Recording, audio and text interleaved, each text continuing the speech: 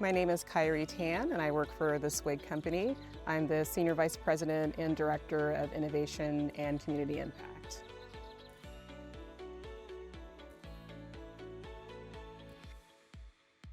Well, I see the future of the office as really being about several things.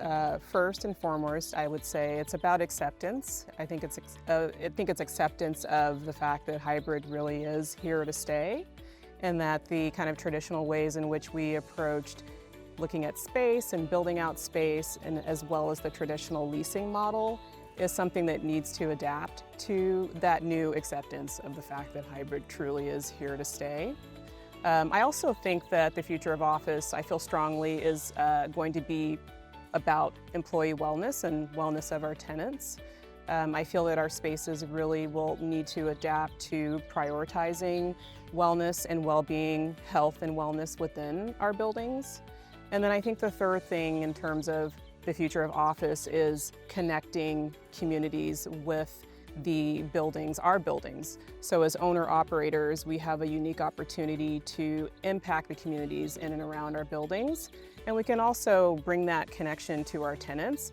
And I feel very strongly that tenants are really looking for that experience and that ability to connect with the communities around them when they're in the office, which isn't something that they can always do when they are working, from elsewhere.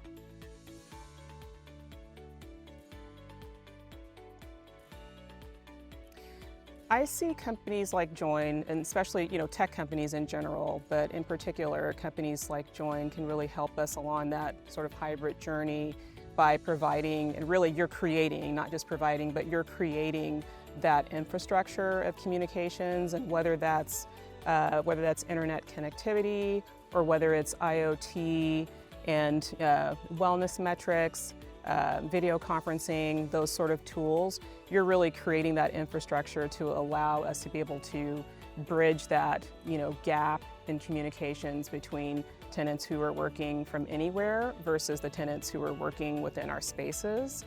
And then in addition to that, because you have all of the data and the metrics of how our spaces are being utilized, we can pull that data down and then look at that and really fine-tune it to create an even better workplace experience.